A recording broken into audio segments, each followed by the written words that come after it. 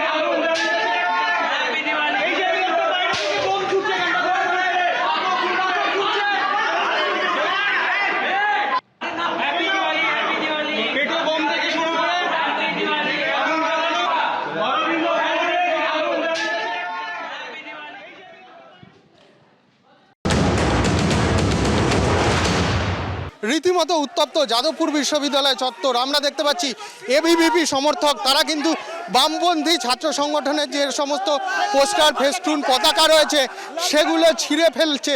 এবং ঘটনার সূত্রপাত বুধবার সন্ধ্যাবেলায়, যেটা এবিভিপির তরফ থেকে আমার সহকর্মী ভগবান শাহ সেই ছবি দেখাচ্ছে।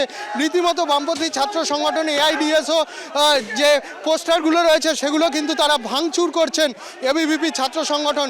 এবং তাদের যেটা অভিযোগ, বুধবার সন্ধেবেলায় কিন্তু জেনারেল বডির মিটিং ডাকা হয়েছিল এসএফআই সহ বামপন্থী ছাত্র সংগঠনের তরফ থেকে, এবং তারপর কিন্তু সেখানে এবিভিপির সমর্থকরা যান এবং তারা কিন্তু এর প্রতিবাদ করেন। তাদের অভিযোগ, যেহেতু স্বীকৃত কোনো ছাত্র সংগঠন নেই, তাই জন্য কিন্তু জেনারেল বডির মিটিং ডাকার কোনো অধিকার বামপন্থী ছাত্র সংগঠনগুলোর নেই। এবং রাজ্য সরকার যেহেতু এই মুহূর্তে কোনো রকম ছাত্র নির্বাচন করতে চাইছে না, তাই জন্য তারা তার প্রতিবাদ করে। এবং সেই সময় অন্তত 6 জন এবিভিপির সমর্থককে এসএফআই সহ বামপন্থী সমর্থকরা মারধর করে, এরকম অভিযোগ তারা করেন। ক্যামেরায় ভগবান শাহের সঙ্গে সুদীপ্ত, এবিপি আনন্দ, কলকাতা। এবিপি আনন্দ, এগিয়ে থাকে, এগিয়ে রাখে।